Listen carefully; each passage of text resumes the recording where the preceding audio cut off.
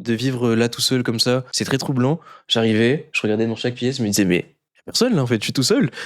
Quand on a vécu aux Antilles et qu'on vient étudier en France, on a un peu ce devoir-là de pouvoir un peu s'assumer et pouvoir en être fier, tout simplement. Un stage hyper intéressant. Actuellement, je le fais auprès de la sénatrice des îles de Guadeloupe. Parfois, les sénateurs et sénatrices ont ce devoir-là de s'adresser à des ministres. Et parfois aussi, ça m'arrive de pouvoir soit proposer une question écrite par-ci ou par-là.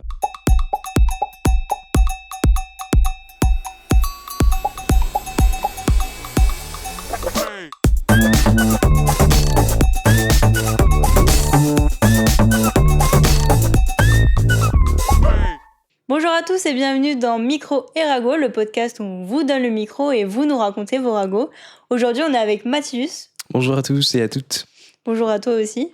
Bienvenue sur ce plateau. Merci de m'accueillir.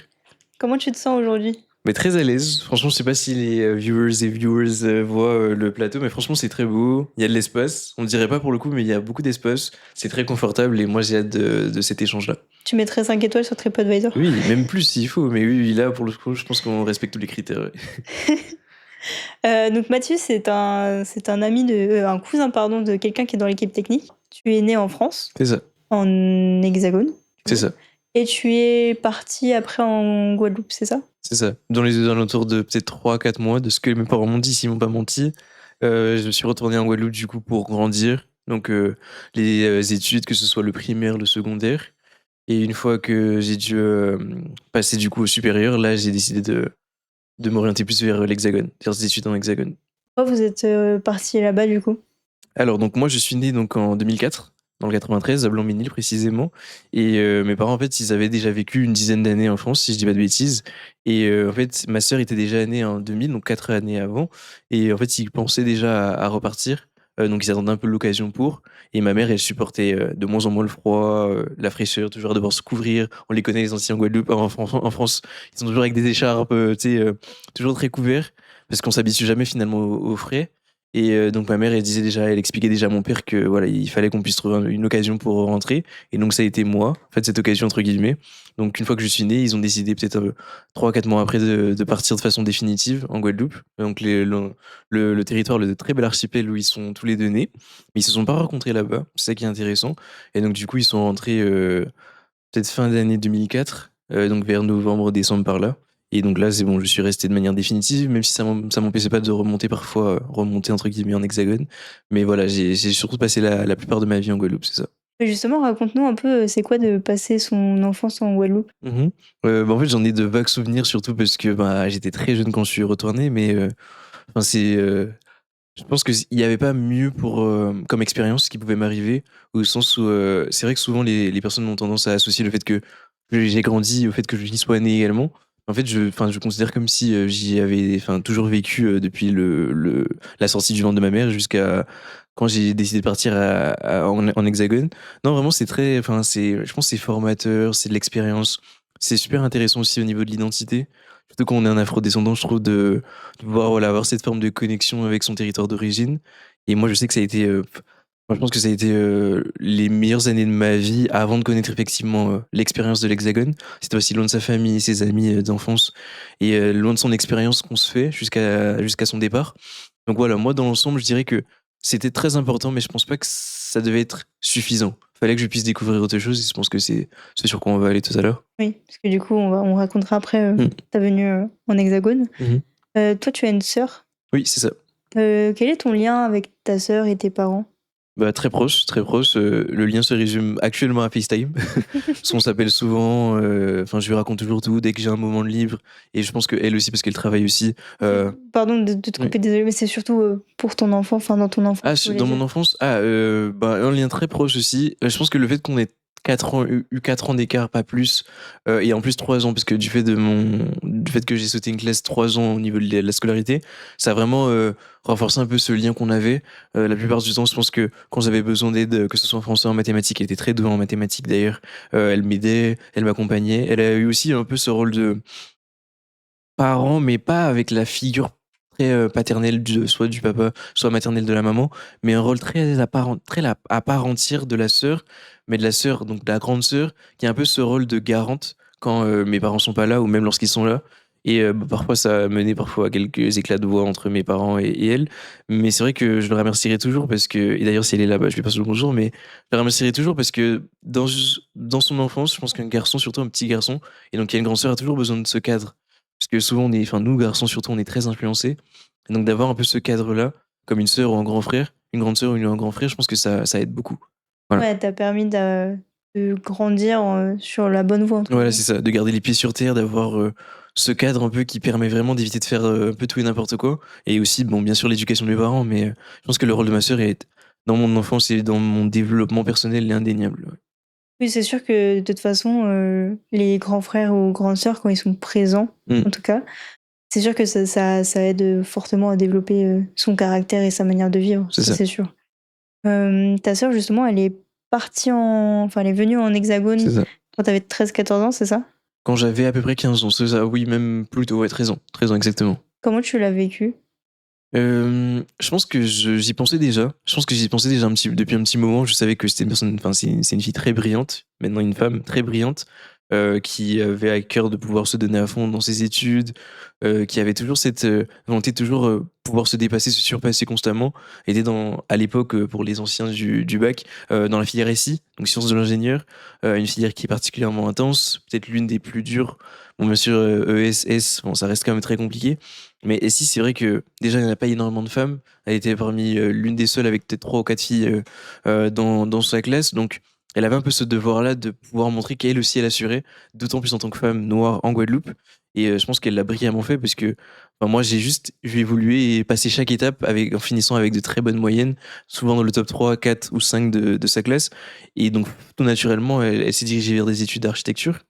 Donc elle a intégré, l'ENSAP, donc l'École nationale supérieure d'architecture et de paysage, de Bordeaux et elle y a passé une bonne partie de son adolescence après, 17-18 ans et ben, c'est là qu'elle a décidé, voilà, de pouvoir en plus forger, une expérience «pré-professionnelle» entre guillemets. Et mais toi, quand elle est venue, en Hexagone, tu t'es retrouvée seule C'est avec ça. tes parents. Mmh. Comment tu as, ressenti le changement entre, être, le petit dernier du coup Mmh et mh. être peut-être Mmh. pas enfant unique, mais tu un peu quand même?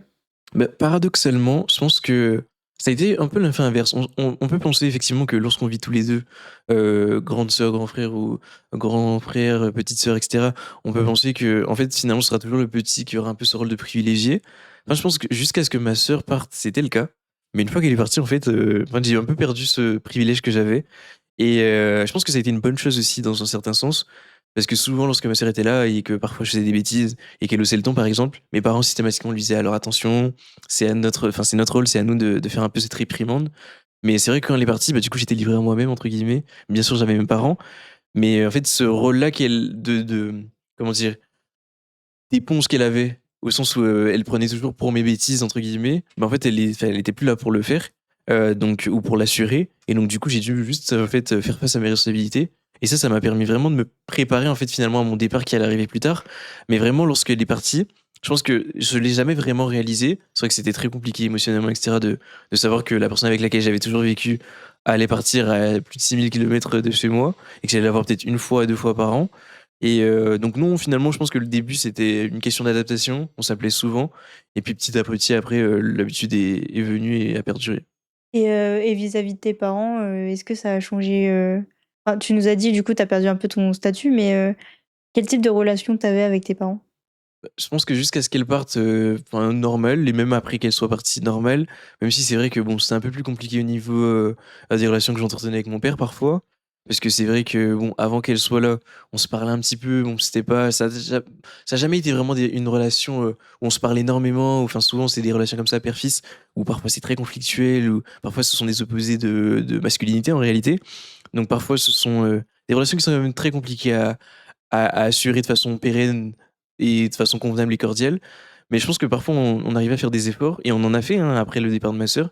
Mais souvent, il y a un peu comme je l'ai dit cette opposition entre 2 masculinités qui ont conduit parfois à de forts éclats de voix.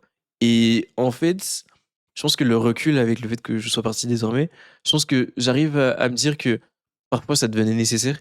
Parce que moi aussi, j'étais dans ma phase d'adolescence. J'ai pas connu non plus de crise de l'adolescence non plus en tant que telle, mais c'est vrai que j'ai eu des phases comme ça où moi, j'avais aussi besoin de m'affirmer en tant qu'homme, en tant qu'adolescent qui prend un peu plus ses marques dans le monde dans lequel il vit.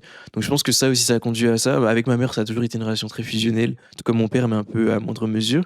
Et donc elle, pareil, elle a essayé de s'adapter, elle a un peu essayé de trouver sa place entre ces deux opposés qui parfois s'attirent, parfois se rejettent. Et donc voilà, je pense qu'elle aussi, elle a servi un peu de cadre qu'avait initialement ma sœur, mais qu'avait aussi ma mère et qui a été renforcé par son départ, justement. C'est sûr que si ton père et toi avaient 2 caractères, forts, Mm. ça devait être un peu dur aussi d'être au milieu C'est entre les ça, 2, c'est ça. jongler aussi, Mm. parce qu'en plus les parents en général, ils essaient de pas trop, enfin même s'ils sont pas d'accord, tu sais, il faut qu'il y ait une C'est espèce ça, d'union c'est ça, entre les exactement. enfants. Ouais, parfait. C'est ça, exactement. Bah, ma mère, c'était plus. Ouais, je pense que ma mère, comme elle aimait pas trop ce genre de situation, elle essayait juste de dire bon, bah, passe à autre chose ou arrête de répondre, ou choses comme ça. Parfois, c'était plus fort que moi, parfois, c'était plus fort que lui aussi. Mais je pense que c'était surtout d'éviter que ça parte dans de trop hautes tours, ce qui n'a jamais été vraiment le cas. Mais c'est vrai qu'il y a eu des moments où, malheureusement, il y a eu des moments où peut-être pendant quelques jours, on se disait juste bonjour, on se faisait même plus la bise, ou on se parlait même plus beaucoup parce que ça devenait très compliqué parfois à supporter de devoir constamment s'opposer sur certaines visions, certains points de vue. Après c'est aussi, le fait de grandir. Mmh. Dire tu te forges un caractère, je pense qu'il y a toujours une phase où tu rentres un peu en opposition avec tes parents Mmh. qui représentent un peu l'enfance que Mmh. tu «rejettes» entre guillemets en C'est ça. grandissant. Qu'est-ce qui t'a donné envie de venir en Hexagone? Bah, je pense que, bah, on en parlait tout à l'heure, je pense que le fait de vouloir un peu suivre la même voie que ma sœur, mais pas forcément dans le même domaine, parce que comme je l'ai dit, elle a rejoint, l'école d'architecture de Bordeaux.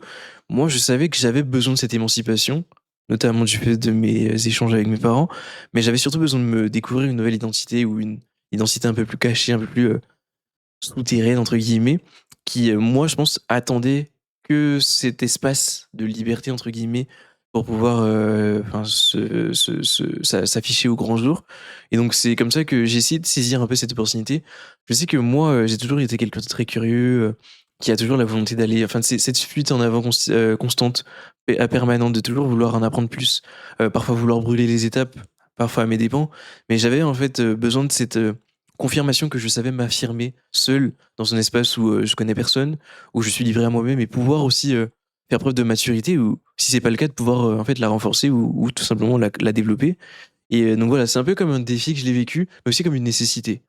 Nécessité de me dire que après avoir laissé, ce territoire-là pendant 16 ans, fallait que j'y retourne à un moment. Malheureusement, c'est le contexte, l'environnement, de la Guadeloupe qui le veut aussi au niveau, éducatif.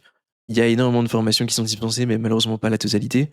Donc forcément, quand on a besoin de cette qualité, plus de cette, comment dire? De cette dimension très importante de l'institution, de l'éducation, forcément on est un peu comme forcé d'aller vivre, pendant un temps en Hexagone. Petit problème micro, mais en attendant que la régie règle le problème, ma question c'était: est-ce qu'il y a d'autres écoles, supérieures, en Guadeloupe? Si je dis pas de bêtises, il y a peut-être une ou 2 universités, grand max au Togassé, en Guadeloupe, donc l'université de Saint-Claude, et l'université des Antilles, donc le pôle, à Pointe-à-Pitre. Donc c'est un peu la capitale, économique touristique de la Guadeloupe. Et en fait, malheureusement, il y a ça limite pas mal les choix, en fait, d'orientation. Donc souvent, soit les personnes, enfin, restent, sur le territoire et ils font très bien, ont une très bonne, scolarité avec les formations qui sont dispensées dans ces 2 universités, ou sinon, bah, elles sont contraintes soit d'aller en Martinique, donc à côté, soit de partir directement au Canada, d'aller à l'étranger parfois, ou d'aller, sur le territoire hexagonal, donc techniquement de rester en France, mais malheureusement d'être à 6 000 kilomètres de leur famille et de leurs amis, quoi. Et outre les kilomètres, il y a énormément dans le fonctionnement, dans les, mentalités, la façon de penser, dans le fonctionnement, dans les habitudes, c'est un vrai choc, je pense, en tant qu'ultramarin de venir, vivre en Hexagone, ouais. Alors à ce moment-là, je lui demande qu'est-ce qui l'a motivé ou qu'est-ce qui lui a donné envie de faire ces études-là? Alors donc à 16 ans, j'ai un peu l'opportunité de pouvoir j'ai essayé de découvrir un peu le monde, donc j'ai essayé de choisir un peu les orientations, surtout les domaines qui me parlent le plus. Je sais que j'étais pas mal intéressé par les sciences sociales à l'époque, j'avais toujours envie avant. J'avais surtout envie tout le temps de savoir un peu tous les concepts, les théories, les mouvements politiques, socio-économiques qui, traversent un peu nos époques. Et je sais que les sciences humaines et sociales, surtout, la spécialité, histoire, géographie, géopolitique et sciences politiques m'avait passionné. Et donc je me suis dit, j'avais un peu cette ambition un peu de pouvoir, suivre ce domaine-là. Et donc j'ai été un peu sur Parcoursup choisir un peu ces formations-là qui étaient dispensées en France surtout, mais aussi en Guadeloupe. Donc j'en ai mis plein, hein, des formations à Lille, à Nantes, à Reims, à Paris. Je sais pas s'il y en avait à Bordeaux, mais enfin j'ai essayé de vraiment cibler le maximum des villes étudiantes en France, parce que je savais que il y aurait bien une qui m'aurait prise, et parce que comme je te l'avais dit, j'avais cette nécessité de pouvoir aussi m'affirmer tout seul dans un espace qui m'était inconnu. Et donc c'est par chance que du coup j'ai pu suivre donc depuis la terminale l'atelier Sciences Po, dispensé à mon lycée de Sainte-Rose. Pendant un an, je la suis. C'est vrai que je t'avouerai qu'au début, je la suis de façon très éloignée. Je me vois pas faire Sciences Po. Je sais que ma mère, souvent je lui dis, ma mère me répétait: «Non, il faut que tu fasses». Je lui disais: «Non, mais Sciences Po, la politique, j'aime pas ça, ce sont que des menteurs, sont des arnaqueurs et cetera. Moi, je veux pas faire de ce monde-là mon futur». Et en réalité, en fait, en m'y intéressant, je me suis dit: «Mais en fait, c'est pas que de la politique déjà de 1, et parfois la politique, on peut la tourner à son avantage aussi». Ça concerne l'actualité, ça concerne les motivations, ça concerne les convictions, ça concerne les façons de penser, ça concerne les motivations, ça concerne un certain nombre de choses qui font que, en fait, c'est un mot fourre-tout, mais qui définit plein de choses à la fois. Et donc c'est pour ça que moi, je me suis dit: «Non, il faut absolument que je me mette en tête qu'il faut que je réussisse ce concours d'entrée». Grâce à Dieu, je l'ai réussi. Donc j'ai rejoint non pas le campus de Paris, qui est un peu le campus célèbre, mais le campus de Reims, voilà. Moi, j'avais une petite question, par rapport à ce que tu viens de dire. Tu viens de dire que sciences politiques, c'était un mot, un peu fourre-tout. Ouais. Est-ce que, en quelques mots et genre pour un enfant de, bon, j'allais dire 5 ans, mais c'est peut-être abusé, on va dire 10, Mmh. tu pourrais expliquer rapidement ce que c'est la science politique, du coup? Les sciences politiques, très succinctement, je pense que, souvent quand on le définit, dans nos cours, c'est la science de l'État. Mais, comme j'ai dit, c'est très fourre-tout. Donc, moi, je dirais plutôt par rapport à mes études, les sciences politiques, ça va tout ce qui va concerner en fait les théories, qu'elles soient philosophiques, politiques, sociales aussi ou économiques, et qui vont un peu permettre de structurer le monde, l'expliquer, de pouvoir le prendre bout par bout, domaine par domaine, et de pouvoir l'expliquer tout simplement. Oui, du coup, c'est beaucoup plus intéressant que juste la politique. C'est ça, mais en fait, c'est vraiment un peu cette idée-là qu'on se fait. Mais en fait, les sciences politiques, c'est très vaste. Et en fait, ça nous touche. En fait, souvent, on a à cœur de dire, nous qui étudions un peu dans le monde de la politique, en fait, tout n'est pas politique, mais tout le devient. Et c'est un peu ça, en fait. Je comprends pourquoi ça te fascine, du coup. Voilà. Donc tu venu en France, enfin en Mhm. Hexagone, Mhm. tu été à Reims, c'est ça que tu nous C'est as ça. dit? Donc t'es venu tout seul? C'est ça. Enfin, tout seul. Enfin, en sortant de l'avion et l'aéroport, non, avec ma mère, qui est venue m'installer. Mais effectivement, quand j'ai commencé mes études courant septembre 2021, si je dis pas de bêtises, oui, c'était tout seul. Ça fait quoi pour toi de passer du coup de ta vie avec tes parents où bah, du coup c'était protégé et tout ça, t'avais tes parents et tout, à ta vie tout seul où bah, là t'es livré à toi-même? Bah, je pense un choc. Un choc, et en plus, tu l'as dit, protégé, c'était vraiment couvé. J'irais même couvé, j'avais, peut-être par volonté aussi personnelle ou par habitude, j'avais très peu de sorties ou d'occasions de faire des «folies» entre guillemets. Donc c'est vrai que de vivre là tout seul comme ça, de façon très abrupte, c'est vrai qu'au début c'était un peu, voilà, c'est très troublant. J'arrivais, je regardais dans chaque pièce, je me disais: «Mais y a personne là en fait, je suis tout seul». Donc c'était un peu, compliqué pour s'habituer au début. Mais en fait avec le temps, l'habitude, en fait tout prend entre guillemets «forme». Mais c'est vraiment, je pense, le fait de se dire dans sa tête: «OK, en fait, à ce moment-là, tout va se passer tout seul. Si t'arrive quelque chose, tu vas te débrouiller tout seul. Si je dois subvenir à tes besoins, bon, t'auras tes parents quand même. Mais bon, faudra surtout essayer de faire preuve de maturité». Et c'est vraiment cette idée-là que je me suis mis en tête dès le début, quoi. On arrivait en France, enfin en Hexagone pardon, Vas-y. et du coup la Guadeloupe c'est aussi la France. Mmh. Ton arrivée en Hexagone, comment tu l'as vécu? Parce que tu nous disais tout à l'heure que venir en Hexagone c'était aussi un choc culturel. Mmh. Comment ça s'est passé pour toi? Bah, je pense choc culturel, mais aussi choc social. Je pense que c'était surtout un choc, émotionnel au début, mais après ça a été. Mais culturel, je pense que je le vis encore un peu. Social, plus trop, mais un peu quand même encore. C'est vrai que ça a été un choc à plusieurs égards, principalement parce que, comme j'ai dit, la Guadeloupe et la France, certes, c'est le même, entre guillemets, ça fait partie du même globe ou espace, à savoir la France. Mais en fait, c'est très différent. La mentalité, comme j'ai dit, les mentalités sont pas les mêmes, les façons de fonctionner aussi. Parfois, les expressions sur des expressions, en fait, on peut complètement, se perdre ou pas du tout se comprendre. Donc je pense que déjà de s'adapter à son environnement, c'était déjà la première étape. Et ensuite, une fois que je me suis adapté à cet environnement-là, fallait s'adapter aux gens qui faisaient partie de cet environnement-là. Donc là, ça a été toute une stratagème, toute une stratégie à mettre en place. En fait, ça a été très naturel. Parce que moi, et après c'est là que je pense que ça va aussi se cristalliser, c'est que moi initialement j'ai rejoint en fait il y avait deux programmes sur mon campus. J'ai rejoint celui de l'Europe et l'Amérique, donc une sorte de spécialisation géographique où en fait on a des cours surtout en résonance entre l'Europe et l'espace. Donc moi j'avais initialement rejoint le campus donc de Reims, mais en programme Europe-Amérique du Nord. Sauf qu'en fait, au courant, au début de l'année, je me suis rendu compte que l'anglais, c'est pas simple pour tout le monde. Et en fait, en soi, ça allait. Je sais que moi, j'étais largement capable de pouvoir assumer, mais en fait, je ne savais pas si je voulais faire de l'anglais la suite, enfin, faire de l'anglais cette langue dans la suite de mes études. Donc, je me suis dit, bon, alors, réfléchissons. J'en ai parlé à ma mère, j'en ai parlé aussi avec un étudiant de deuxième année qui avait connu à peu près le même problème ou la même problématique. Et donc, finalement, j'ai rejoint l'autre campus, enfin, l'autre programme, à savoir Europe-Afrique. Et là, ça a été, je pense, la meilleure décision de ma vie, le meilleur choix à prendre et ça m'a ouvert tellement de portes. Ouais. Pourquoi ça qu'est-ce qui a changé entre les 2? Principalement, je pense que ce sont les personnes que j'ai rencontrées. Au-delà des cours, c'est vrai, l'aspect académique est très important, je ne dis pas le contraire, mais c'est vrai que les personnes que j'ai rencontrées m'ont complètement changé, dans le bon sens du terme. Parce que je pense que justement, j'avais cette conquête-là, cette perspective de recherche de mon identité. Et je pense que le fait d'avoir rejoint non seulement le campus de Reims, mais en plus ce programme-là, c'était, je pense, le meilleur chemin que je pouvais suivre pour pouvoir en fait apprendre de nouveau sur moi, un peu plus qui je suis, qu'est-ce que je souhaite devenir et en fait comment je souhaite incarner cette personne-là que je serai dans le futur. Et je pense que toutes les personnes qui ont un peu ponctué mon parcours, mon chemin, ont façonné la personne que je suis devant vous, chers téléspectateurs et téléspectatrices. Voilà. Mais justement, moi j'avais une petite question.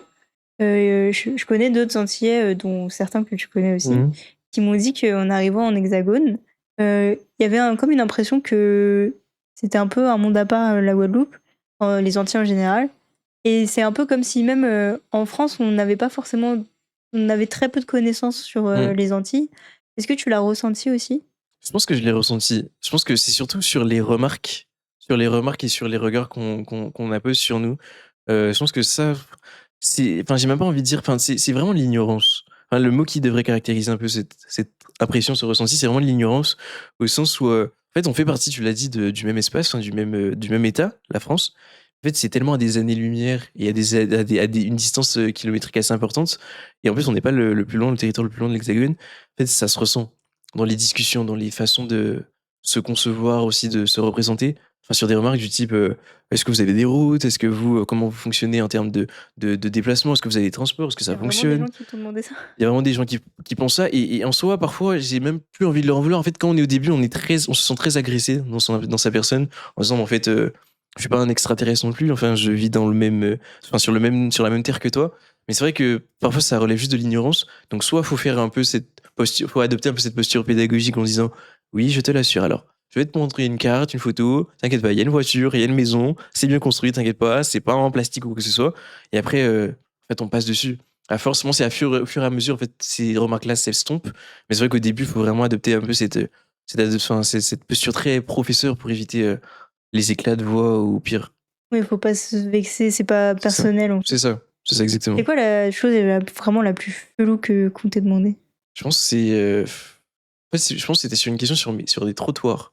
Enfin, sur des trottoirs et des immeubles. En fait, c'est que je marchais pour rejoindre mon campus et j'avais rejoint un camarade comme ça. Et je sais pas s'il m'a pas dit à un moment mais toi, ça doit te faire tout bizarre là. Tu viens de t'as des bâtiments, t'as un trottoir. Tu t'y habitues un peu, ça va?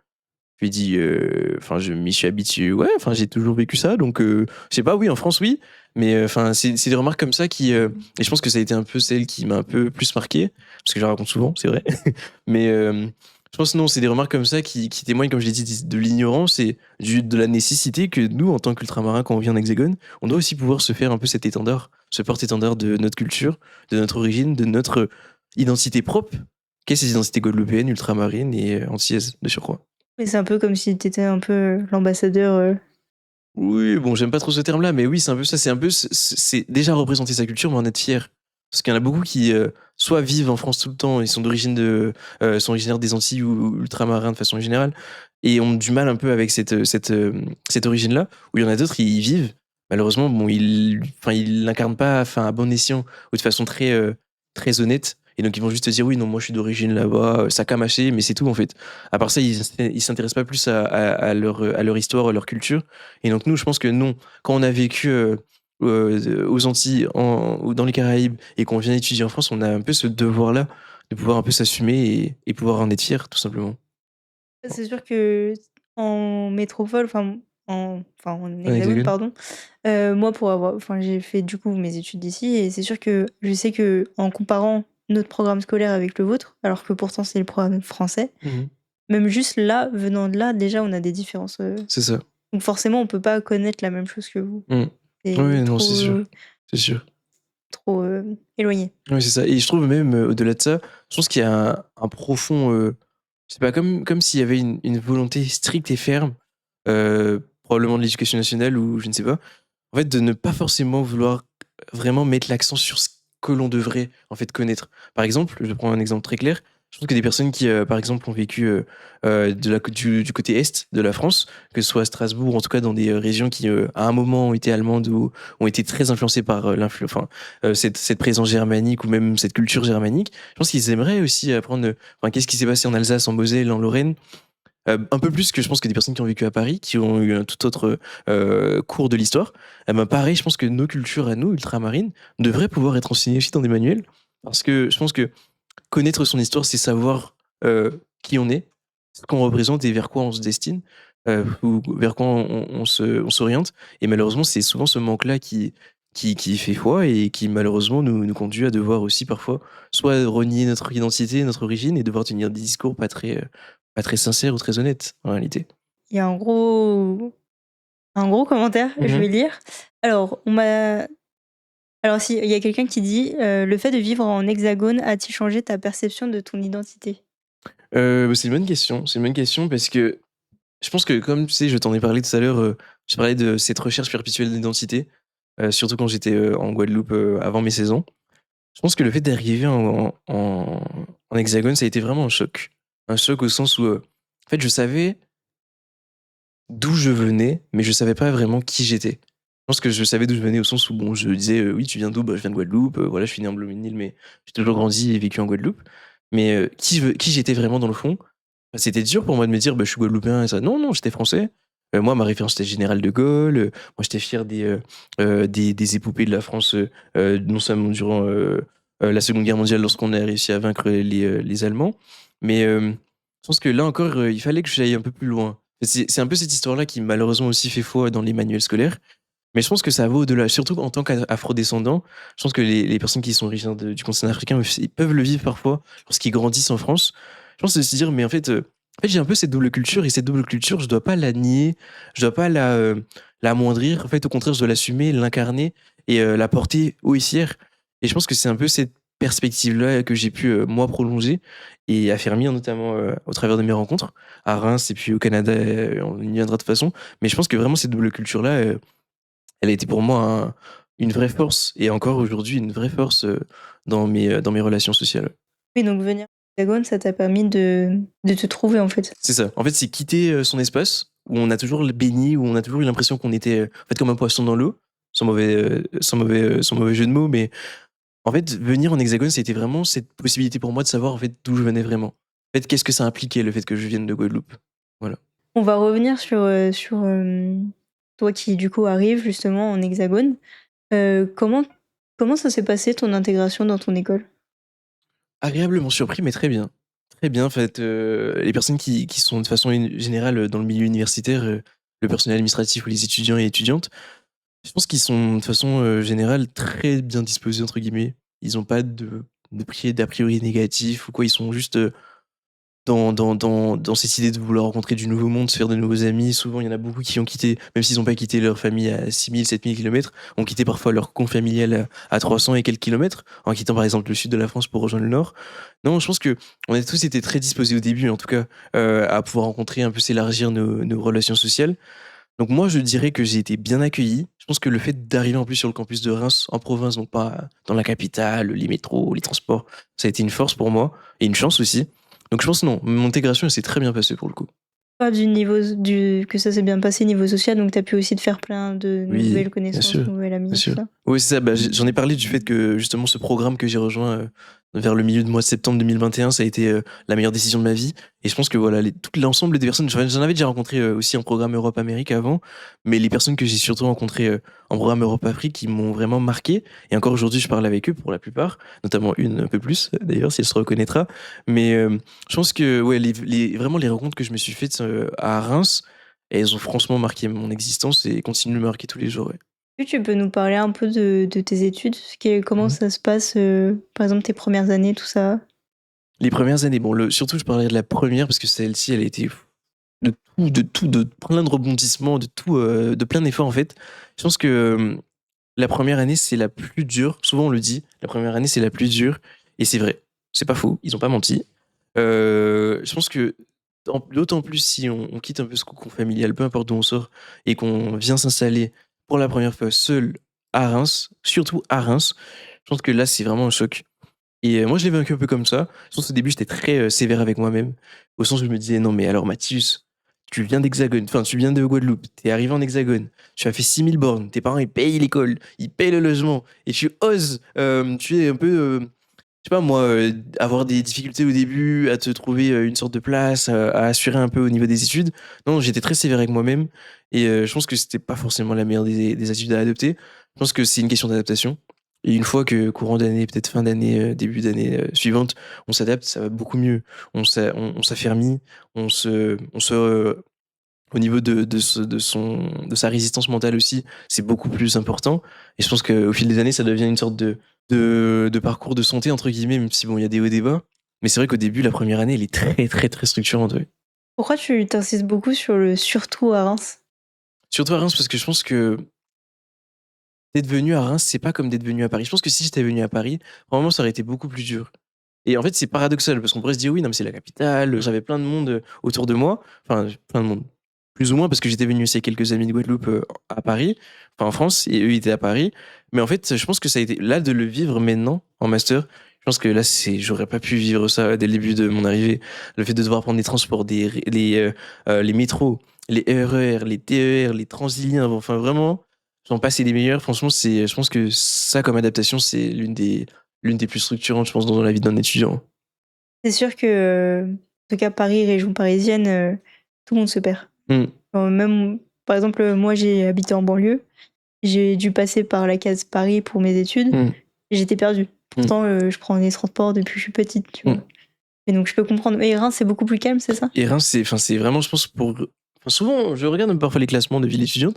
Je suis quand même déçu de ne pas voir Reims apparaître dans les 10 premières, parfois, villes étudiantes, parce que vraiment, pour le coup, en fait, on trouve tout. Enfin, ça dépend d'où on est à l'université. Il y en a peut-être 3 ou 4. Il y a Sciences Po, le campus de Reims, il y a l'URCA, il y a donc l'université Reims-Champagne-Ardenne, puis il y en a une autre aussi, Neoma, une école de commerce. Et en fait, ces 3 universités-là, je trouve, en fait, elles font vraiment le berceau et enfin, le dynamisme de la ville. Donc en fait, sans ces étudiants-là, la ville, elle est complètement ralentie, entre guillemets. Bon, en termes d'âge, très vieille. Je sais que quand j'arrive avec ma mère, les premiers jours, je me suis dit, mais oh là là, comment je vais faire des amis? Il n'y a que des vieilles personnes. Bon, après, ça me dérange pas. Je peux faire des amis, enfin, à 50, 60 ans. Bon, ça on parle pas d'âge. Mais non, je me suis dit, non. Je pense que vraiment, il faut attendre un peu cette fin de mois d'août pour vraiment retrouver un peu cette population étudiante.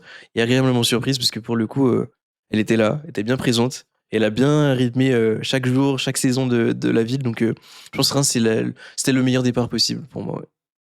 Et en plus, en dehors de tes cours, tu t'engages aussi dans la vie associative, c'est ça? C'est ça. Au début, pas trop.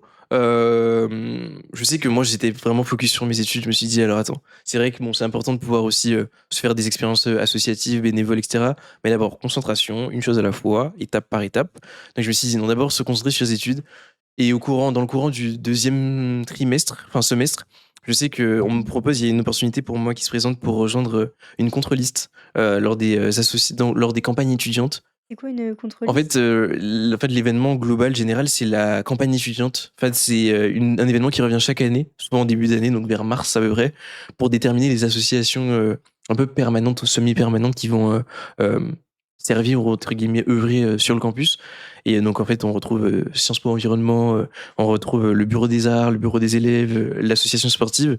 Et je sais que moi, une opportunité s'était proposée, une camarade m'avait proposé de rejoindre donc la contre-liste, donc une sorte de liste qui se crée non pas donc de façon générale, mais contre la liste qui va se créer pour par exemple l'association sportive. Donc on va dire il y a une liste déjà au bureau qui se crée. Ce bureau-là, il détermine les babies, donc les personnes de seconde génération qui vont un peu reprendre le flambeau. Et en fait, les étudiants ont la possibilité de s'organiser en secret un peu pour pouvoir contester un peu cette liste qui viennent de facto de la part des premières générations. Et donc nous, on était venus un peu dans l'ambition de pouvoir nous prétendre à ce poste-là d'association sportive du campus. Donc là, vraiment, j'étais vraiment, enfin, c'était la première année de mes études, mais là, j'avais l'impression d'y être depuis quelques années maintenant. Enfin, j'étais habitué, je faisais des trajets souvent, c'était très demandant en termes d'efforts, en termes de résilience, mais en fait, enfin, c'est vraiment une très belle expérience, je pense, à vivre, ouais. Surtout en début d'année. Quels sont les débouchés de ce politique? Sciences Po, très varié. Très varié. Je pense que les débouchés, ils vont de travailler dans les hôpitaux enfin, en tant que directeur, par exemple, à être, par exemple, au sein d'un cabinet d'avocats. Enfin, vraiment, c'est varié. Au sens où Sciences Po, c'est un peu ce terme-là très réducteur. On se dit Sciences Po, c'est forcément de la politique. En fait, c'est varié. On peut finir avocat, on peut finir médecin parfois. Il y a des personnes qui finissent médecin, ingénieur, qui travaillent dans le secteur de l'électricité parfois, ou des énergies renouvelables. C'est vraiment un secteur. Enfin, c'est une école à part entière, mais qui a des débouchés, mais pluriels, quoi. Je tiens à dire désolé aux auditeurs, on entend les travaux qui sont à côté. Malheureusement, on peut pas tout prévoir. Mm. Pour toi, donc, ta troisième année, tu ne l'as pas fait à Reims. Non, Tu es parti de France carrément. c'est ça. T'es parti où? Je suis parti donc au Canada. J'ai évoqué tout à l'heure, mais ouais, j'ai rejoint. J'avais un peu cette opportunité de pouvoir un peu changer d'air. Donc je me suis dit, bon, allez, pourquoi pas tenter le Canada? Je sais que la majorité de mes vœux étaient au Canada ou sinon aux États-Unis. Donc je me suis dit, allez, l'opportunité se présente, je vais rejoindre, pourquoi pas la capitale, tiens.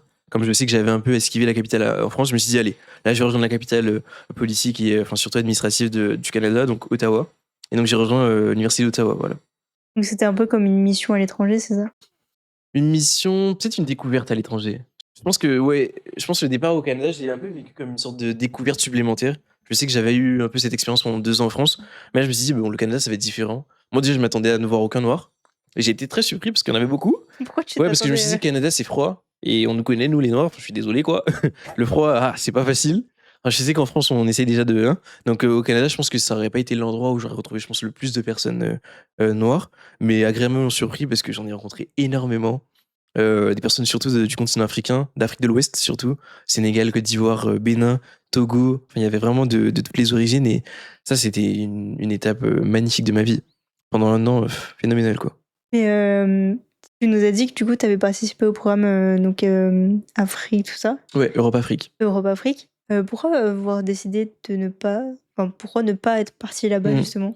Parce que je me suis dit que je pense à ce stade de mon expérience étudiante, probablement l'idée de s'adapter parfois à un autre contexte, c'était ambitieux, c'est vrai, c'était parfois très noble, mais parfois en fait, fallait pouvoir aussi hiérarchiser au niveau des possibilités, de la faisabilité du projet. Et je sais que moi j'avais l'ambition, hein, je sais qu'il y avait énormément d'universités ou d'écoles qui étaient en partenariat avec Sciences Po, mais sur le continent africain. Et j'avais eu pas mal de visions sur l'université, par exemple, au Sénégal ou au Ghana, parfois. Il y a énormément de camarades qui sont partis en Afrique de l'Ouest. Mais moi, je me suis dit, bon, je vais plutôt rester sur ce que je connais, c'est-à-dire le monde occidental, malgré moi. Et en fait, c'est un peu ce défi-là aussi que je me suis fait, c'est d'avoir un peu ces connaissances-là, pas très étendues non plus, mais un peu ces bases-là, à savoir les enjeux socio-économiques du continent, et de me les confronter dans un contexte complètement différent, à savoir le contexte occidental au Canada. Et en fait, ça a été très intéressant parce que, en fait, bah, à mon grand étonnement, mais à ma bonne surprise, en fait, j'ai rencontré des personnes qui venaient du continent directement. Et donc, de pouvoir parler avec eux, d'échanger, de pouvoir en savoir davantage sur leur vie, sur leurs origines, sur leur parcours, en fait, c'était comme si en fait, j'avais eu un pied sur le continent à travers les histoires qu'on me racontait, qu'on me citait. Et franchement, c'était, je pense, finalement un bon choix de ma part. Ouais. Et donc, tu as quand même trouvé un lien au final C'est ça. là-bas. Bah, surtout que j'avais des cours, une obligation un peu de suivre des cours relatifs au continent et ça a été fait. Et enfin, pour moi, c'était les meilleurs cours pour cette année, ouais. Qu'est-ce qui te frappe le plus en arrivant au Canada? Au Canada, bah alors pas le froid. C'est vrai que je suis arrivé en août, courant août avec ma famille. Donc je pense que non. Je pense pas vraiment pas le froid. Je pense que c'est les similarités avec la France. Je pense que bon, le Canada, on sait que c'est un peu ce pays très bilingue, biculturel, multiculturel, mais surtout français et anglais. Mais moi, ça me frappe, en fait, c'est vraiment les ressemblances avec la France. Je me dis, mais En fait, je suis chez moi, en fait. Tu vois, ça parle français parfois ici, ça parle anglais par là, ça parle très peu espagnol en réalité, mais surtout, ouais, créole haïtien parfois, parce qu'il y a une bonne une bonne communauté haïtienne aussi. Donc vraiment, quand je suis arrivé, je me suis dit, bon, bah, en fait, ça va. Et puis en plus, je voyais qu'il y avait pas mal de personnes qui me ressemblaient. Donc franchement, je me suis dit, non. En fait, je m'attendais à ce que ce soit vraiment un choc, mais en réalité, pas du tout. C'était très multiculturel. Enfin, il y avait des populations que je ne voyais pas en France, forcément. Mais vraiment, l'arrivée au Canada, elle était vraiment très douce pour le coup. Est-ce que tu as pu avoir des expériences un peu politiques là-bas? Politique, pas vraiment. Je pense que j'ai suivi ça très loin. Ah non, j'ai pas eu une expérience politique, par contre, sportive. Alors, il y avait la Coupe d'Afrique des Nations en début d'année 2023 ou 2024. Alors là, je pense que ça a été super. Vraiment, en fait, on avait j'en ai parlé du fait qu'il y avait une forte diaspora. Il y a de fortes diasporas africaines au Canada, surtout à l'Université d'Ottawa. Mais alors, l'expérience, elle était totale. Et des pays de partout qui se constituent une sorte d'équipe au niveau de l'amphithéâtre où on va regarder les matchs.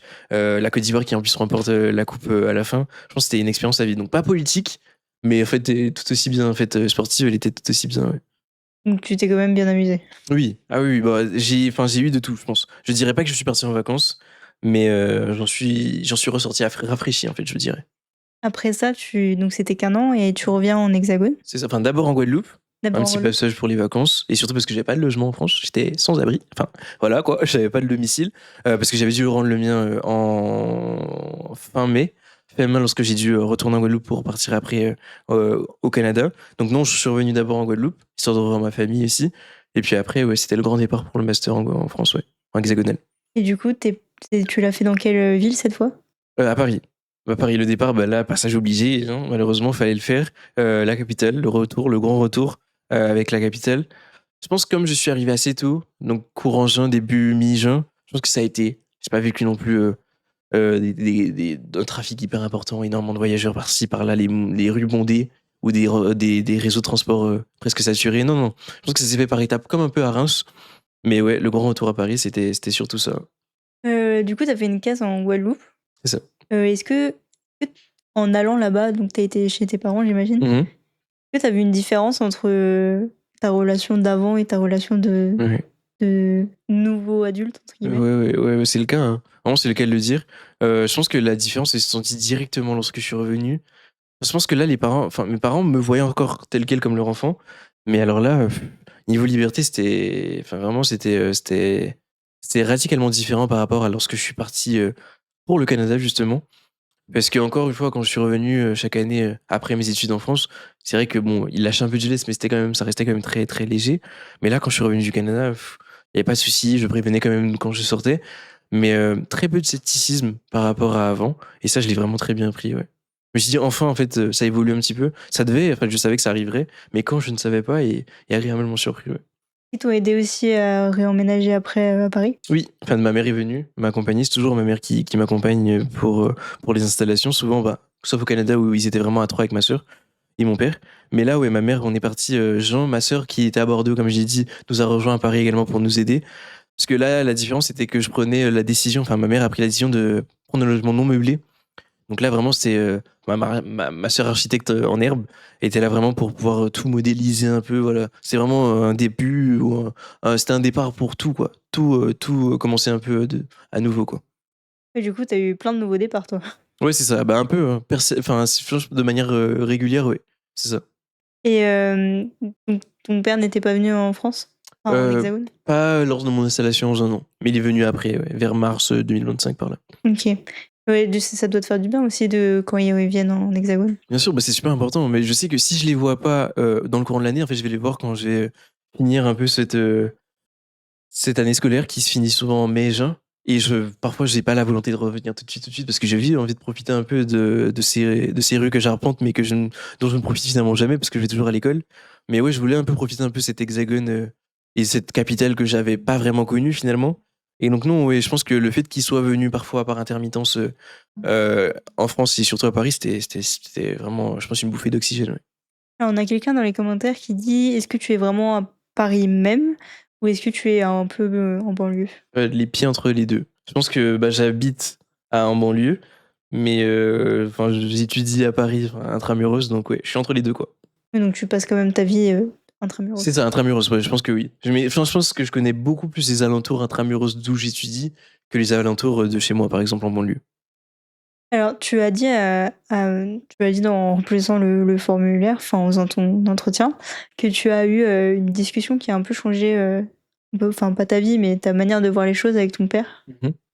Tu peux nous en parler un peu? Bah, c'est justement quand je disais que parfois il venait par intermittence en France, bah, lorsqu'il est venu en mars 2025, là, donc il y a quelques mois, bah, en fait, c'est vraiment. En fait, c'est comme si on reprenait une forme de relation sur de toutes nouvelles bases. C'était vraiment. On sait, on a connu un peu ce passé très conflictuel, très compliqué à pouvoir gérer, où en fait on a, comme je t'ai dit, deux masculinités qui s'opposaient. Mais en fait, on était vraiment comme deux hommes qui parlaient, en fait, en face à face, parfois jusqu'à très tard. Et je sais que mon père, c'est un couche-tôt. Et ma mère, peut-être si elle est là, ou même une personne de ma famille pourra en témoigner. Bah, c'est vrai que mes parents se couchent assez tôt. Et là, on restait parfois jusqu'à 1 heure, 1 h 30 à parler, à discuter de sujets un peu enfin, variés et complètement divers et variés. Mais c'est vrai que ça m'a fait tellement du bien parce que, en fait, c'est pas souvent que ça arrive, surtout en Guadeloupe quand je reviens. Mais là, c'était vraiment comme si, en fait, il comprenait qu'en fait, il y avait quelque chose qui avait changé. En fait, c'était un peu cette première fois qu'on se retrouvait à nouveau seul, même s'il était venu me voir à Reims. Mais je pense que c'était encore très chaud, ce détachement que j'avais eu avec la Guadeloupe. Mais là, en fait, c'est comme s'il voyait un nouvel homme. Cet homme qui était parti à la découverte de soi, de son identité en France, et qui, en fait, finalement, était parvenu, entre guillemets, à se trouver. Pas totalement, mais un petit peu quand même. Et qui le voyait et qui, en fait, commençait un peu à le considérer comme tel. Et vraiment, ça m'a fait du bien. Ça m'a fait vraiment du bien. C'est un peu comme s'il rencontrait pour la première fois son fils en tant qu'homme, en fait. C'est ça, exactement. En fait, il me redécouvrait, mais sous une nouvelle facette de moi, un peu plus mature, un peu moins chiant, à toujours vouloir essayer de donner son avis ou son grain de sel, apporter son grain de sel surtout. Et je pense que ça a été vraiment un bouleversement dans le bon sens du terme pour nos relations. Ouais. Et je pense que lors de vos conversations, il y a certaines choses qui ont dû être dites. Ouais. J'arrive plus à parler, désolée. Il y a certaines choses qui ont dû être dites, Mhm. qui t'ont un peu, qui ont peut-être renforcé vraiment encore plus vos Ouais, liens. nos relations. Ouais, clairement, clairement, clairement. Bah, je pense qu'il y a eu beaucoup de discussions qu'on a tenues, parfois qu'on n'osait pas avoir. Bah, moi, je sais que j'ai toujours été, bah, avant que j'arrive à Reims, j'ai toujours voulu être journaliste. Je me dis, ouais, j'aime trop parler, j'aime trop informer les gens, même quand ils me le demandent pas. Donc, moi, je me dis, non, moi, s'il y a une voie que je dois suivre, c'est le journalisme. C'est pas le journalisme, bah, ce sera la télé, je sais pas, je vais finir par être animateur ou les gens vont m'entendre parler. C'est le cas aujourd'hui, merci pour cette opportunité. Non, mais je sais qu'il y avait beaucoup de questions que je me posais, existentielles parfois, mais enfin, j'aimais vraiment poser des questions. Et il y a des sujets qu'il n'aimait pas ou qu'il n'appréciait pas forcément d'aborder avec moi, en me disant, ouais, mais enfin, c'est pas nécessaire, t'as pas besoin de te poser ces questions-là, c'est pas important, ça va rien changer à ton quotidien. Et ben là, agréablement, en fait, il a voulu répondre à toutes ces questions-là. Et on a eu des rédiscussions, bah, la preuve, on a vraiment duré jusqu'à 2 heures parfois du matin, parce qu'en fait, on avait des choses à se dire, mais qu'on n'osait pas. Donc en fait, c'est que finalement, quand je revenais vivre en Guadeloupe, on vivait ensemble, mais pas forcément de la façon dont on pensait. Et là, une fois on a vécu, enfin, vraiment, dans mon logement, à Paris, ensemble, face à face, bah là, c'était vraiment, les barrières se sont baissées, plus aucune vitre, en fait, plus aucun plafond de verre, quoi. C'est vrai que des fois, c'est un peu dur de enfin, on est tellement habitué à être avec nos parents qu'on oublie de discuter avec eux comme Mmh, on discuterait avec, n'importe qui et du coup mmh, d'apprendre à les connaître ou d'avoir des bien sûr. débats ou des trucs comme ça. Mmh. C'est vrai qu'on n'y pense pas assez souvent. Ouais, mais c'est important. Et je pense que c'est pour ça que, pardon, c'est pour ça que moi, je pense que vraiment le fait d'être venu en France, je pense que ça a été vraiment une bonne chose. Parce que si je pense que j'étais resté en Guadeloupe, ça aurait jamais été le cas. Ou peut-être différemment. Et le fait d'être venu en France, ça a un peu forcé cette transformation au niveau de la mentalité de mes parents, de me dire, bah alors là, franchement, là, je peux pas rentrer le soir, même il aurait été en internat, il serait rentré le week-end. Non, là, je le vois plus pendant au moins 3 mois d'affilée. Ma mère m'appelle souvent, me demande de lui faire un message quand je rentre, forcément, c'est normal. Mais au moins, elle me fait confiance. Elle sait que quand je sors, à un moment, je finis par rentrer, souvent en bonne et due forme. Mais voilà, elle sait qu'elle me fait confiance. Elle a un peu ce devoir-là de confiance et de responsabilité envers moi. Mais voilà, elle ose plus un peu mettre ces barrières-là qu'elle se fixait et qu'elle me fixait aussi de surcroît quand j'étais en Guadeloupe et mineur par la même occasion. Ça fait du bien à tout le monde. Bien sûr, bien sûr. Là, actuellement, tu es en dernière, non, En master, première année. Enfin, première année. j'ai fini ma première année de master. Ouais. Donc là, ça va bientôt faire 1 an que tu es à Paris. C'est ça. Enfin, ça fait un an, non. Ça fait 1 J'ai an? fêté mon anniversaire. Ouais. Ah désolée, On a une question? il y a une grosse question. Ouais.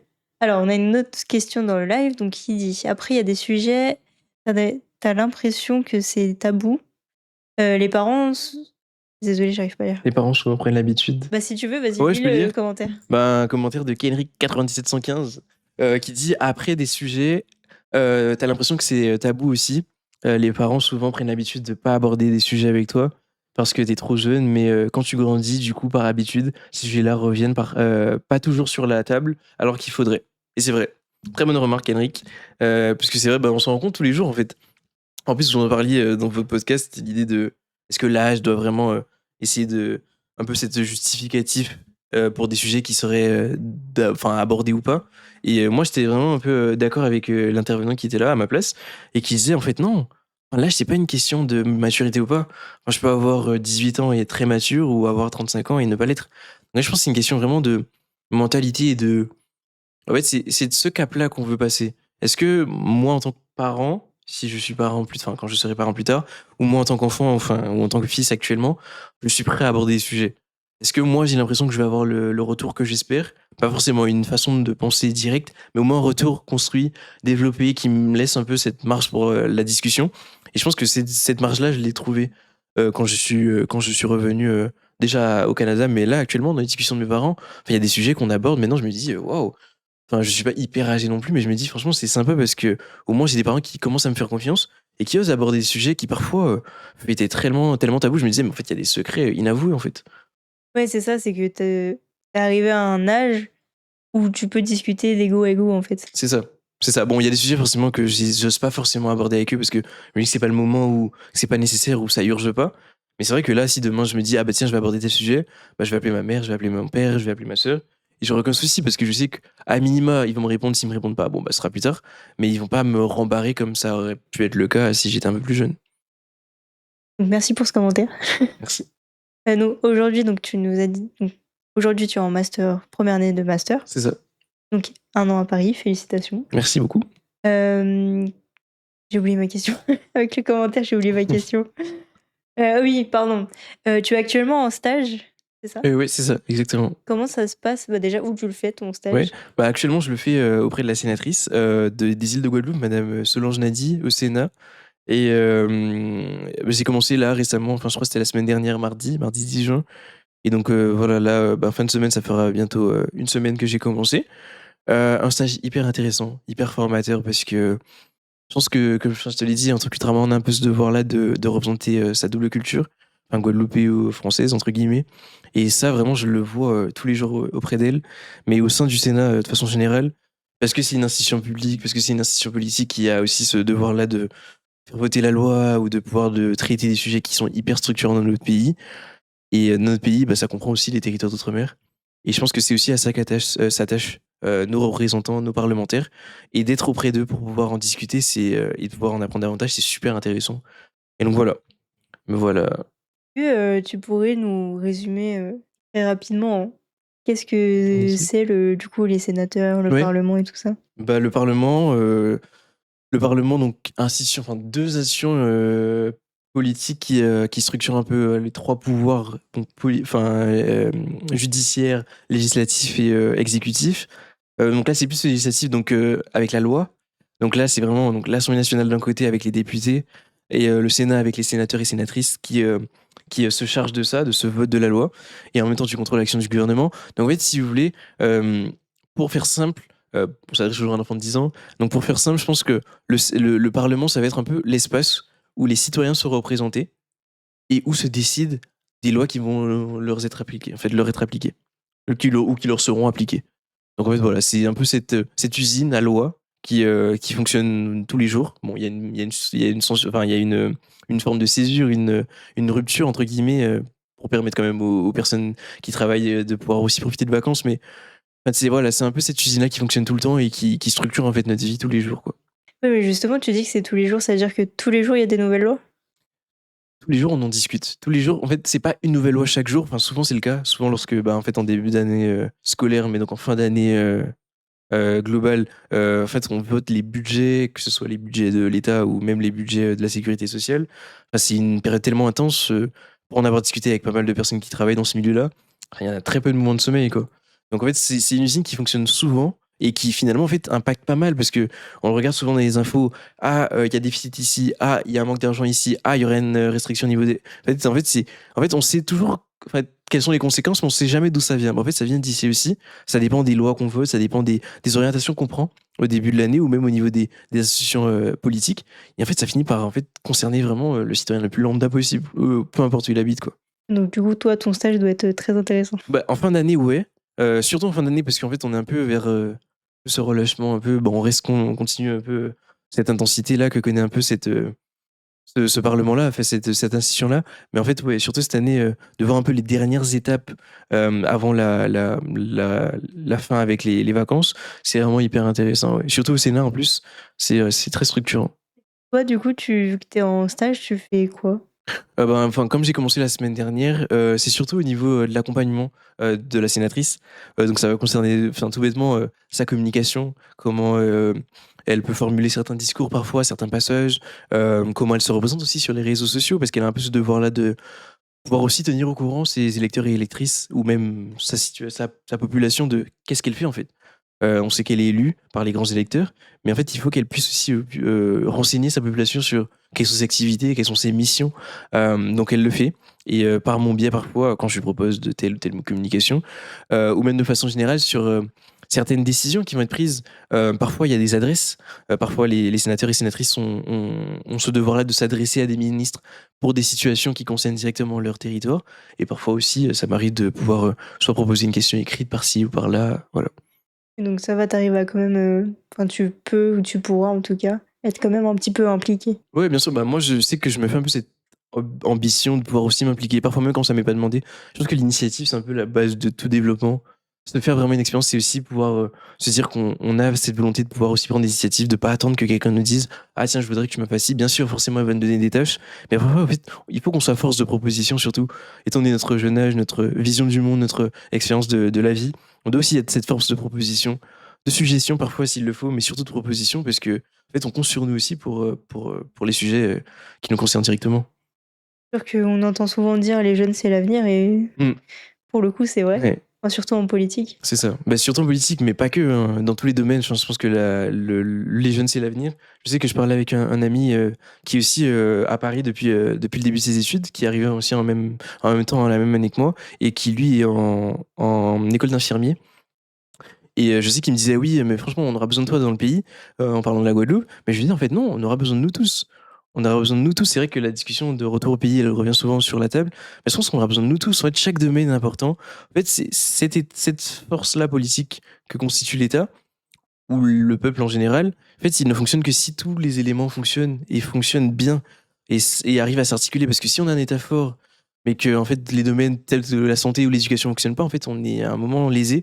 Donc, il faut vraiment que tous les domaines s'articulent et s'emboîtent convenablement, donc on puisse trouver une sorte de synergie pour qu'en fait finalement notre pays, France ou Guadeloupe, fonctionne et ouais, voilà, se débrouille convenablement, quoi. Est-ce que justement, toi, est-ce que t'as pour but de retourner vivre en Guadeloupe? C'est une question que je me pose souvent. C'est vrai qu'on a parlé tout à l'heure d'engagement associatif. Je sais que l'engagement associatif que j'ai pris depuis la deuxième année à Reims, c'est de rejoindre l'association des étudiants ultramarins de Sciences Po. Et au fur et à mesure de discussions, de rencontres, de sujets aussi traités, parce qu'on fait pas mal de conférences, en fait, cette question-là elle revient beaucoup. Je me pose pas mal cette question-là parce que je me dis que, en fait, on a un peu ce devoir-là aussi, je t'ai dit, de représenter cette double culture, mais aussi de pouvoir la porter au sein de nos territoires. Parfois, c'est aussi ce qu'on attend de nous parfois, quand on vient parfois, enfin souvent en hexagone, c'est pour pouvoir aussi s'armer, donc pouvoir aussi s'armer de connaissances, d'expériences et de savoir, pour pouvoir aussi venir proposer aussi des connaissances, des compétences sur notre territoire, pouvoir œuvrer pour notre territoire et notre population. Donc c'est une question que je me pose, j'ai pas encore trouvé le fin mot de l'histoire, donc je vous tiendrai au courant. Mais non, c'est une question que je me pose et probablement ça viendra, tout dépendra des opportunités, ouais. De toute façon, la vie n'est pas fixe, donc tu pourras changer Bien quand sûr, tu c'est veux. ça. C'est ça exactement. Justement, tu dis que tu veux t'engager justement l'évolution, de la Guadeloupe. Mmh. C'est quoi pour toi un acte politique? Un acte politique? Je pense qu'un acte politique, c'est, cet acte qui va être pris, en âme et conscience par un acteur ou plusieurs, mais qui va finalement, en fait, impacter l'ensemble de la société. Dans cet acte politique, c'est cet acte qui va se décider non pas forcément, on a parlé tout à l'heure au niveau des pouvoirs soit législatifs, soit exécutifs, mais en fait, c'est en concertation. Je pense que cet acte politique, pour qu'il puisse accomplir ce qu'il est censé accomplir, il faut que l'ensemble des acteurs de la société, qu'ils soient privés ou publics, aient eu leur mot à dire à un moment. Et donc cet acte politique, qui pour moi serait un peu cet acte très, je veux dire légitime, ce serait cet acte sur lequel tout le monde a apposé un peu sa signature et qui en fait devrait finalement concerner l'ensemble de la population. Voilà. OK. Alors, j'avoue que moi, la politique, j'ai un peu du mal. Je sais pas si j'ai tout bien compris. Ouais. Heu, dites-nous en commentaire si vous avez compris. Non, mais je pense que non, mais non, je sais pas. Non, non, non. Mais je pense que cet acte politique, c'est surtout en fait cet acte qui va concerner. Je l'ai dit, la politique, c'est fourre-tout, mais ça concerne tout le monde. En fait, on l'a dit, tout n'est pas politique, mais tout le devient. Donc en fait, cet acte politique, ça peut partir de, je sais pas moi, imposer la fibre, par exemple, dans un quartier ou dans un endroit, dans un pays ou dans un territoire. Et en fait, ça va concerner aussi bien le fonctionnement du ménage lambda qui en fait se connecte pour regarder Netflix and chill, quoi. Ou sinon, tout simplement, le réseau public ou l'entreprise du coin qui va vouloir aussi fonctionner de façon plus accélérée avec la fibre. Et puis après, les services de la mairie, le service du département, bref, peu importe. En fait, c'est cet acte qui va être définitif, on peut toujours revenir dessus, mais qui va être définitif et qui va finalement structurer l'ensemble des pans de la société. OK, là, j'ai compris avec Voilà, ton exemple. ouais, c'est ça. Merci. Mais justement, toi, tu veux vraiment tu vraiment motivé à t'investir, pour la Guadeloupe et c'est quoi ça vient d'où cette motivation? Je pense que c'est vraiment mon engagement. Je pense que je dirais mon engagement auprès des associations, en fait, de façon générale. Je pense que le fait d'être à Sciences Po même, en fait, on est conscientisé, on a conscience de cette présence politique en nous. Bon, toutes les personnes qui rentrent à Sciences Po sont pas forcément sensibilisées à la politique ou aux phénomènes politiques, et vice versa. Toutes les personnes qui ne sont pas à Sciences Po ne sont pas étrangers à la politique. Mais je pense qu'en fait, c'est en nous. Parfois, c'est très caché, parfois, on veut le renier. Mais enfin, parfois, il faut juste l'assumer. Et moi, je sais qu'au début, c'était un peu enfoui. Je me disais, non, maman, arrête. Ne me parle pas de Sciences Po, s'il te plaît. Et en fait, en réalité, non. C'était une bonne chose de pouvoir l'assumer. En fait, je pense que j'ai encore beaucoup à apprendre, hein. Là, enfin, on m'entend parler comme ça, mais parce que tous les jours, j'ai besoin de pouvoir aussi apprendre de nouvelles théories, de nouveaux concepts. En fait, l'ensemble des éléments qui me permettraient, moi, de me forger une bonne euh, conviction politique, mais aussi un bon regard, en fait, sur le monde. Parce qu'en fait, la politique, c'est ça, c'est le point de vue qu'on adaptera, qui nous permettra d'évaluer la société comme on le voudrait. Et donc, non, non, je pense que moi, j'ai cette ambition-là de représenter ma culture guadeloupéenne, créole et afrodescendante de surcroît. Mais comment, je ne sais pas. Ce sera peut-être à l'échelle de l'Hexagone, à l'échelle nationale, mais aussi à l'échelle locale. Parfois, je vais devoir être amené aussi à, je vais être amené à revenir aussi sur mon territoire, donc je vais devoir aussi pouvoir aussi incarner cette identité-là. Et au contraire, qu'est-ce qui pourrait te freiner pour, justement t'investir dans cet engagement pour la Guadeloupe? Tu sais, tout à l'heure, je te parlais du fait que l'acte politique, moi, je le voyais comme cet acte où tout le monde a eu son mot à dire. Mais je pense que ce qui me freinerait, ce serait que, en fait, on soit pas accordé avec mes pairs. Je pense que moi, j'ai l'ambition un peu de cette société guadeloupéenne, mais afrodescendante. Enfin, il y en a beaucoup des communautés afrodescendantes, mais qui, en fait, se regardent dans un miroir et se disent, en fait, on n'a pas besoin de se détester, on doit s'unir. Et moi, en fait, c'est un peu cette émission que j'ai. Moi, je considère qu'on peut pas faire bande à part. Pardon. On peut pas être des acteurs solitaires si on veut changer le vécu ou l'existence ou la façon dont, en fait, on vit. Parfois, il faut aussi pouvoir se rassembler, il faut s'unir. Parce que, en fait, ensemble, on est meilleur. Ensemble, on va plus loin. On va pas plus vite, certes, mais on va plus loin. Et donc, moi, ce qui me freinerait, ce serait vraiment ces divergences d'opinion. C'est important, hein. On a des divergences d'opinion, on va pas toujours être alignés sur les mêmes convictions. Mais à trop vouloir en fait, se chamailler pour se contredire, en fait, ça freine les avancées. Et je pense que parfois, voilà, on doit pouvoir aussi se faire violence, trouver des compromis, parce qu'en fait, finalement, on a besoin. La vie, c'est une question de compromis. Qu'on soit dans les études, on va devoir trouver des compromis entre le côté scolaire et extrascolaire. Quand on se fait être en couple, on va devoir trouver un compromis entre la copine et les amis ou la famille. Et puis là, pareil, en fait, en politique, on va trouver des compromis. Et moi, c'est un peu cette ambition-là que j'ai. C'est un peu cette culture du compromis que je veux sur laquelle je compte un mot, ouais, C'est max. c'est sûr que, de toute façon, on habite tous sur la même terre, donc c'est un peu comme une colocation géante. Ouais, Donc on c'est est obligé de exactement le faire, terme, des ouais. compromis tous C'est ça. ensemble. C'est ça exactement. À commencer par à l'échelle locale, hein. Souvent, on a un peu cette idée que non, mais le national, regardez, il y a des racistes, etc. C'est pas faux. Mais je pense à l'échelle locale même, en tant que telle, on doit aussi pouvoir s'accepter. On doit pouvoir aussi arrêter de se traiter de tous les mots, pas avoir essayé de vouloir. Enfin, souvent, vous l'avez vu souvent dans les médias, mais c'est ce climat d'insécurité qui règne là-bas. Je pense que c'est beaucoup de conséquences très négatives de notre histoire, en fait, en réalité, et de ce qu'on devient, qui, en fait, pollue déjà notre façon de vivre, pollue notre territoire à toutes les échelles, mais qui, en plus, nous empêche de pouvoir espérer un futur quand même adéquat et qui nous correspondrait, quoi. Ouais, là, parce que ce que tu viens de dire, c'est intéressant, c'est que c'est souvent les médias aussi qui manipulent pour diviser Mm. plutôt que Ouais, rassembler. rassembler, bien sûr. Ouais, non, mais les médias jouent un rôle dedans. Enfin, Tu sais, tout à l'heure, je t'ai parlé du fait que je voulais absolument être journaliste. Je pense que cette réalité-là, cette confrontation avec l'idée que, en fait, les médias, c'est pas ce à quoi je m'attendais. Je pense que ça m'a vraiment détourné de la fonction. Je pense qu'à un moment, je me suis dit non, allez, ça y est. En fait, faut pas essayer. En fait, souvent, tu sais, on voit le média comme un peu le quatrième pouvoir, en plus du législatif, exécutif ou judiciaire, mais en fait, ce pouvoir-là, ça dépend comment il est utilisé. En fait, souvent, tout pouvoir implique responsabilité, mais les médias, parfois, en fait, on peut se dire, est-ce qu'ils sont responsables dans leurs propos?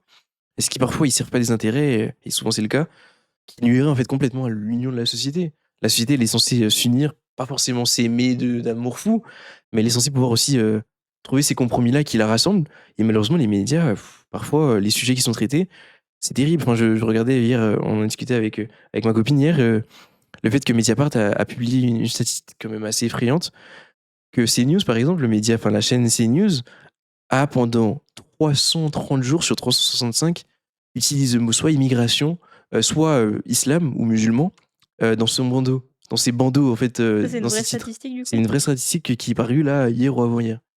C'est-à-dire qu'en fait les médias finalement en fait ils ont un parti pris et en fait ils essaient pas d'élargir leurs œillères et en fait ça conditionne en fait des mentalités de certaines personnes, de certaines populations qui en fait suscitent, je dirais pas que c'est l'unique façon de parvenir à ce résultat-là, mais qui suscite un peu ce climat-là d'insécurité qu'on connaît sur l'échelle, à l'échelle nationale et qui, enfin, moi je trouve, nuit pas mal aux relations, quoi. Mais, il y a un autre truc que je me demandais, c'est toi qui du coup maintenant est un peu rentré vraiment dans la sphère politique. Est-ce que au sein même de la politique, bah, ça on le sait tous, mais est-ce que toi tu ressens vraiment de l'intérieur une tension entre, les politiques et tout ça? Bah, la tension elle est vive, elle est très vive. Je pense que rien qu'à voir, je pense les retransmissions parfois de discussions générales, à l'Assemblée nationale, enfin, c'est quand même on le sent, hein, il y a des tensions partout entre tous les groupes, parfois même au sein des grands groupes. Je pense au nouveau Front populaire par exemple qui a fait front uni, pour les législatives 2024. Là maintenant, parfois ils se détestent, parfois il y en a qui se disent: «Ah non, m'associez pas à cette idéologie-là ou à ce parti-là». En fait, c'est très tendancieux. La politique en elle-même, elle est conflictuelle. Maintenant en fait, c'est qu'est-ce qu'on fait de cette conflictualité? Est-ce qu'on la sert est-ce qu'on l'utilise comme un élément utile qui va nous servir à trouver des vrais compromis? Ou est-ce qu'en fait on la consume et en fait on la consomme finalement et on se fait un peu ce jeu-là et en fait, j'ai l'impression que c'est un peu ça devient un peu ça. En fait, la politique devient un jeu de conflictualité sur des sujets pluriels et variés, mais souvent qui reviennent beaucoup, en fait, qui n'amènent rien, qui ne permettent pas, en fait, ce vrai débat-là dont on a besoin et qui est nécessaire pour notre société, ouais. Ouais, des fois, c'est un peu des débats juste pour débattre dans le vide, en fait. C'est ça, c'est ça. Est-ce que toi, tu sens aussi, qu'il y ait pas il y a un petit côté, financier dans Très les débats? souvent.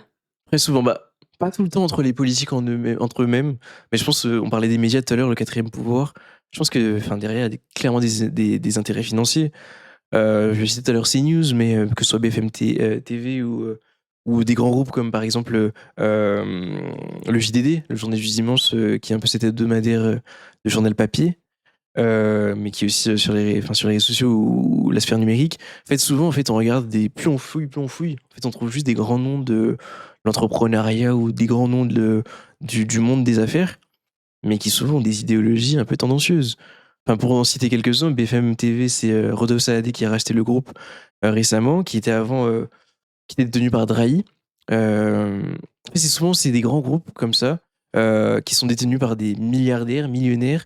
Euh, CNews, c'est des Bolloré, Canal Plus pareil. Enfin, ce sont des grands groupes des grands noms qui détiennent des grands groupes et qui malheureusement en fait font énormément d'audience, font beaucoup d'audience et qui malheureusement font un peu cette oreille douce à de nombreuses personnes dans la société, malheureusement mal intentionnées ou qui parfois ne le sont pas, mais le deviennent in fine. Oui, après c'est aussi, enfin, tu écoutes ce que tu as envie d'écouter. Je veux dire, Bien c'est sûr. toi qui choisis la chaîne que tu Mm. regardes, parce que justement, tu as déjà ton intérêt à la Mm. regarder. Mais donc toi, est-ce que tu pars du principe que peu importe ton niveau social, d'éducation ou quoi, on peut avoir accès à la politique sans forcément avoir de background? Enfin de comment on dit background en français? Ouais. Ouais, expérience. L'expérience ou ouais.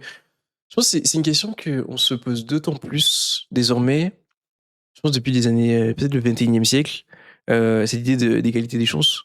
Est-ce que en fait finalement, si moi je viens, d'un milieu plus défavorisé, est-ce que j'aurai les mêmes, chances qu'une personne qui vient d'un milieu très favorisé? En réalité non. En fait, il y a énormément d'actions qui ont été mises en place. Moi, j'en suis le fruit par exemple.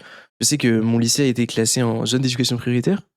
Parce que tout simplement, on avait considéré que en Guadeloupe, étant donné le contexte géographique, mais aussi culturel, on avait un peu ce manque, ou en tout cas cette rupture au niveau de l'accès à la culture, dont bénéficiaient les lycées ou collèges ou le monde scolaire en Hexagone ou à Paris. Moi, mon lycée avait été classé comme zone d'éducation prioritaire. J'avais bénéficié d'une convention d'éducation prioritaire avec Sciences Po qui me permettait un peu de bénéficier un peu de ces éléments si importants et si nécessaires, bon, pas de façon exhaustive, bien entendu, mais si important pour pouvoir passer un concours en bonne et due forme. Et je trouve que c'est une bonne chose. Malheureusement, le problème, c'est qu'on se rend compte que en fait, c'est très limité. Et les efforts sont faits. Les efforts sont faits. Malheureusement, c'est pas encore suffisant. Parce qu'encore aujourd'hui, il y a des statistiques qui montrent qu'une personne qui est de famille défavorisée a très très peu de chances de parvenir à des études ou à des fonctions. Et que malheureusement, en fait, c'est des formes de reproduction sociale qui se créent. Euh, j'ai pas envie de paraphraser Bourdieu, mais il l'a dit, les capitaux culturels, socio-économiques, ce sont des éléments qui sont à prendre en compte dans le développement et dans les objectifs ou ambitions professionnelles d'une personne. Donc en fait, oui, finalement, ça structure nos façons de se concevoir ou de se percevoir, mais aussi nos façons aussi de pouvoir se projeter vers l'avenir. Et pour répondre à la question de façon claire, je pense qu'il y a eu des efforts, il y a eu des avancées, mais en fait, on reste encore sur notre fin. C'est sûr que en fait, il y a eu des efforts qui, par exemple, toi, t'ont permis d'arriver là où tu Et es, pas que moi, bien sûr, oui. mais on n'a pas encore assez d'efforts qui font qu'il n'y ait pas des fortes têtes qui vont émerger pour C'est que ça. tout le monde puisse les suivre, entre C'est guillemets. ça. En fait, c'est l'exception qui confirme la règle. En fait, on a tenté de démocratiser, mais en fait, comment dire? En fait, cette idée de démocratiser, c'est pouvoir donner l'accès à tout le monde de façon très égale, très équitable. En fait, pas vraiment. En fait, on a démocratisé de façon quantitative, au sens où maintenant, il y a beaucoup de personnes qui accèdent au bac, etc. Mais de manière qualitative, en fait, très peu accèdent à ces études supérieures. En fait, on se rend compte qu'en fait, le bac, c'est la fin des études pour beaucoup de personnes. Et malheureusement, en fait, il y a des efforts encore à faire. Et enfin, ce sera tout l'objectif des nouvelles générations aussi qui seront au pouvoir plus tard, de pouvoir aussi renforcer un peu ces dispositifs qui, en fait, nous permettent de pouvoir aussi constituer une société diverse et variée, mais en fait, qui a des opportunités partout, indépendamment de son background, comme tu le disais, quoi. C'est une discussion très intéressante. Merci beaucoup. Bah déjà, je te souhaite une- un bon courage pour la fin de tes Merci études, parce beaucoup. que ça va être un long chemin, Mm. je pense. Qu'est-ce qu'on pourrait te souhaiter, toi, pour ton avenir? L'espoir, je pense de l'espoir. De l'espoir parce que on sait qu'on a beaucoup de problèmes, de problématiques qu'on doit gérer en tant que nous, jeunesse, et je te mets dedans aussi. Mais parce qu'on a beaucoup de problèmes à gérer, beaucoup de problématiques sur lesquelles se pencher et il faut pouvoir aussi y croire. Si on n'y croit pas, en fait, ça va être très compliqué aussi de pouvoir s'investir pour. Donc je pense que voilà. Moi, j'ai pas envie de parler pour moi personnellement, parce que j'ai un peu ce souci-là de toujours considérer que moi je dois avoir. Non, je pense qu'on c'est un peu une responsabilité partagée, collective. Et donc, nous, voilà, nous, on doit aussi pouvoir déjà se rassembler, faire front uni. On aura des divergences forcément, mais aussi y croire. Y croire pour pouvoir essayer d'apercevoir cet espoir. Voilà. Je finirai sur ça. Parfait. Finissons Merci sur beaucoup. ça. Beaucoup d'espoir pour notre génération C'est et ça. les générations à venir, À évidemment. venir, bien entendu, futur. Bah vraiment, merci beaucoup pour cette discussion. Merci à Comme je toi. te l'ai dit, c'était très intéressant. Merci à toi et je voulais aussi remercier l'équipe technique qui est derrière toutes ces installations qui, vous le verrez si vous passez ici, sont incroyables. Franchement, c'est du vrai matos ici et ça permet une vraie discussion et moi je me suis senti très très à l'aise. Donc merci beaucoup à tout le monde. Bah, merci, ça fait très plaisir. Merci. Tu conseillerais aux gens de venir? Oui, bien sûr. Mais Micro et Rago, c'est l'espace pour pouvoir aussi parler des ragots devant un micro et pouvoir écouter éventuellement des questions venues du stream. Donc ouais, n'hésitez pas. Si vous avez quoi que ce soit à raconter, c'est l'espace pour. Justement, si vous aussi vous voulez venir sur ce très beau fauteuil, bah, n'hésitez pas à remplir notre formulaire qu'il y a dans la description YouTube. Vous pouvez aussi nous contacter sur Instagram ou même TikTok si vous voulez.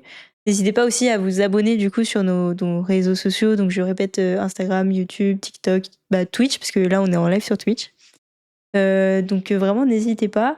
Je tiens aussi à préciser, je sais pas, il y en a beaucoup qui doivent pas le savoir, mais on est aussi disponible sur les plateformes de streaming audio, Spotify, Deezer, etc. Donc n'hésitez pas. Abonnez-vous, partagez, commentez, et si vous voulez venir, vous êtes les bienvenus. En attendant, je vous souhaite une excellente soirée et je vous dis à la semaine prochaine. Et au revoir Mathilde. Merci, bisous. À Au revoir plus. tout le monde.